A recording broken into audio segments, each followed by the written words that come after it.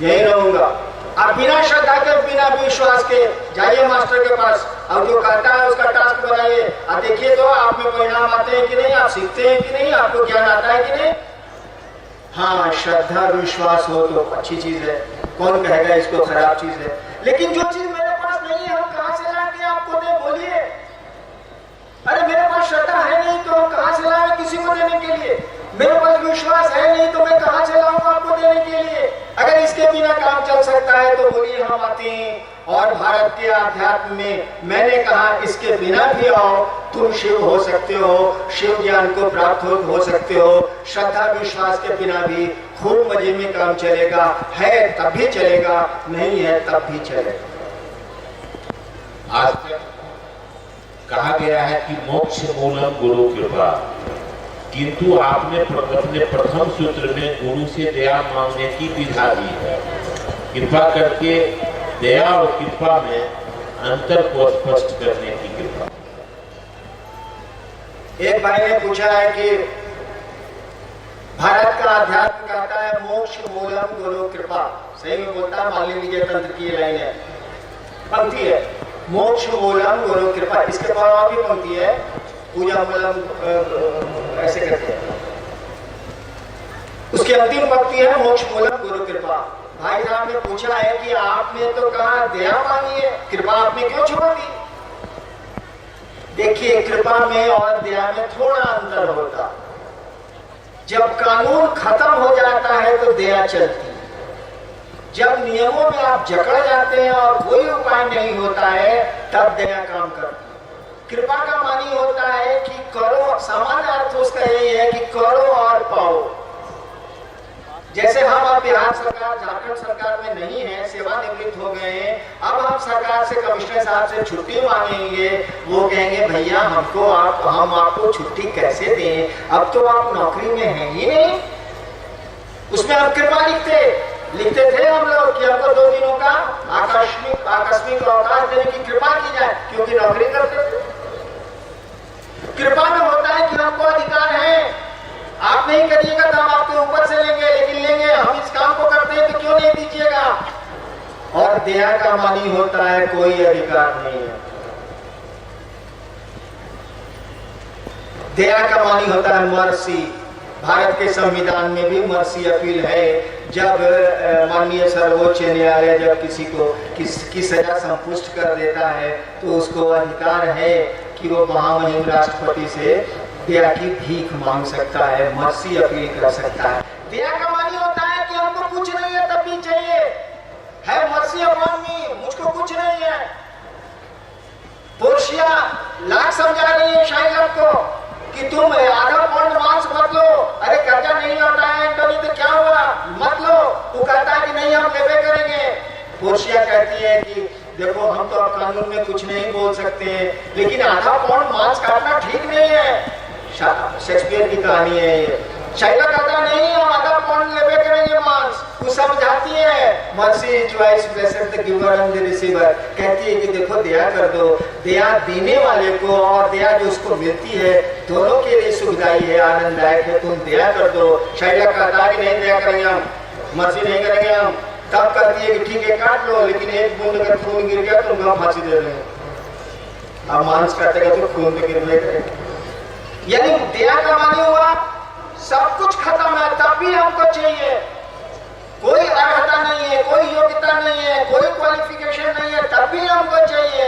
हम लोगों ने कहा कि शिव को गुरु मानिए, कि उस शिव के सामने बोलेगा कि हमको मेरिट है, बताइए तो जरा। महादेव के सामने के बोलेगा कि जी हम कुछ छी अपने के सामने, बुझे छी अपने, के कहेगा कि महादेव हम कुछ पानी तू बुझत आला बड़ी न सिवाय कहले पानी, तू हमरा पर कृपा कर। तू कहे की तरह इधर से ढेर ढीला तेरे जा। हमने कहा नहीं बाबू हम लोग काम नहीं करेंगे, ये काम हम लोग नहीं करेंगे। हम लोग ने कहा कि आप दया करिए। अब वो ससुरा पूछिए नहीं सकता कि तुम करता क्या है, दया मांग रहे हैं तो पूछिएगा कैसे, तो कृपा मांगे हैं तो कहिएगा कि काम नहीं करने से छुट्टी नहीं देंगे। दया करिए, दया महादेव वो पूछ ही नहीं सकते कि करता क्या है जी। हम लोग कहते हैं हम लोग लोफर टाइप आदमी करेंगे कौन चीज, आपको गुरु बनाए हैं, आप जल्दी से दया का थोड़ा सा चेक काटिए।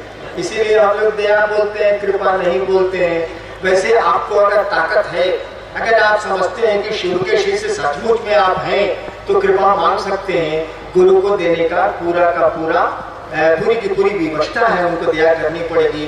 लेकिन ये हमने कहा हम कमजोर आदमी के कहे जाई महादेव से कि हम रहू चेला बनल बानी, जानता नहीं रहूगा के रिस्क ली। हमने का पानी की देखा सुना बाबू, तू हमार गुरु हम तार चेला, तू तुम की सकर कर दुआया काहे के हमने का रिस्क लेवे जाए कि हम कुछ करी ला तो तू कुछ करो, ई काम हमें से ना होई। एक भाई की जिज्ञासा है कि शिव गुरु, दूसरों को शिव गुरु का शिष्य होने के लिए प्रेरित करने के उद्देश्य से गुरु चर्चा, गुरु आदेशित कर्म कहा गया है। इस चर्चा का क्या आध्यात्मिक महत्व है? पुनः दोहरा देता हूं कि दूसरों को शिव गुरु का शिष्य होने के लिए प्रेरित करने के उद्देश्य से गुरु चर्चा को गुरु आदेशित कर्म कहा गया है। इस चर्चा का क्या आध्यात्मिक महत्व है? एक भाई ने पूछा है कि जो गुरु चर्चा करते हैं, आप दूसरों को शिव शिष्य बनाते हैं, इसका आध्यात्मिक क्या महत्व है? आध्यात्मिक का माने पूछते हैं जो विज्ञान परमात्मा के विज्ञान से संबंधित है, ऊर्जा के विज्ञान से संबंधित है, आत्मा के विज्ञान से संबंधित है, उसको आध्यात्मिक ज्ञान बोलते हैं। एक बात समझ लीजिए, जब तक आप किसी को कुछ समझेंगे नहीं, कुछ भी आपके भीतर संवेदना नहीं पैदा होगी। दुश्मन को दुश्मन समझेंगे तो दुश्मनी होगी, दोस्त को दोस्त समझेंगे तो दोस्ती होगी, बाप को बाप समझेंगे तो आप बेटा होंगे, पुत्र को पुत्र समझेंगे तो आप पिता होंगे, पत्नी को पत्नी समझेंगे तो आप पति होंगे। खेला समझने का है।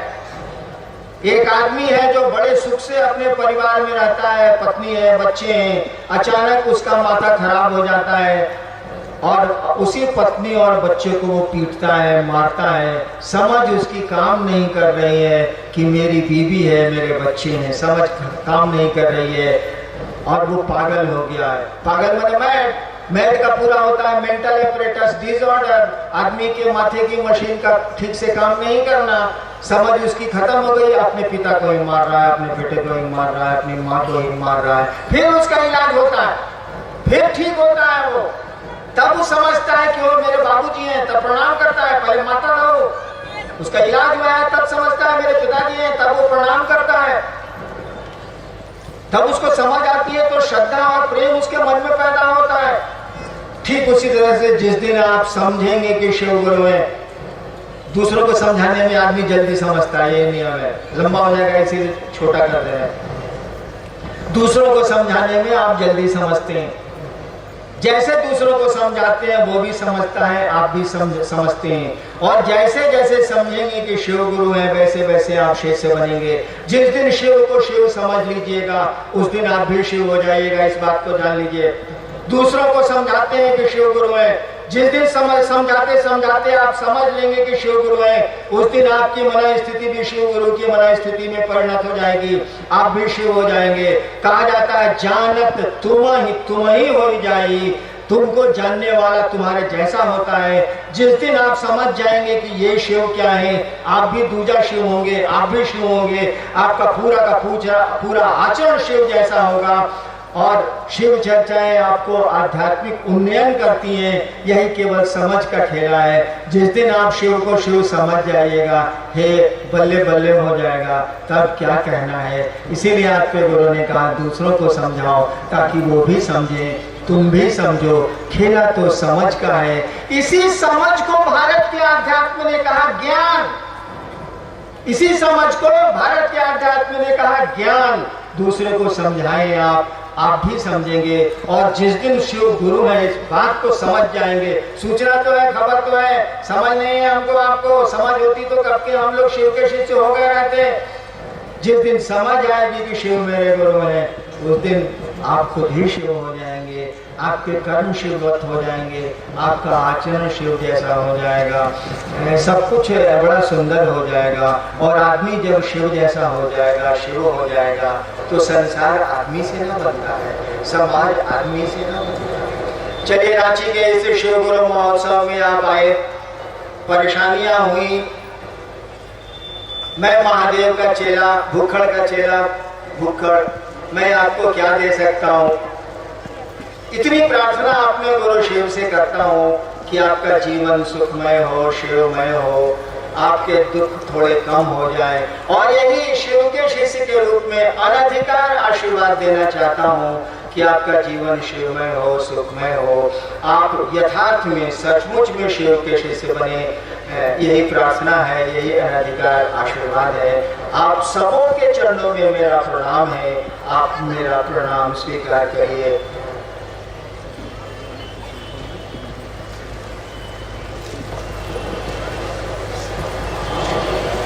आप लोग बैठे, आप लोग, कार्यक्रम अभी चलेगा। कुछ नाम की घोषणाएं आई हैं।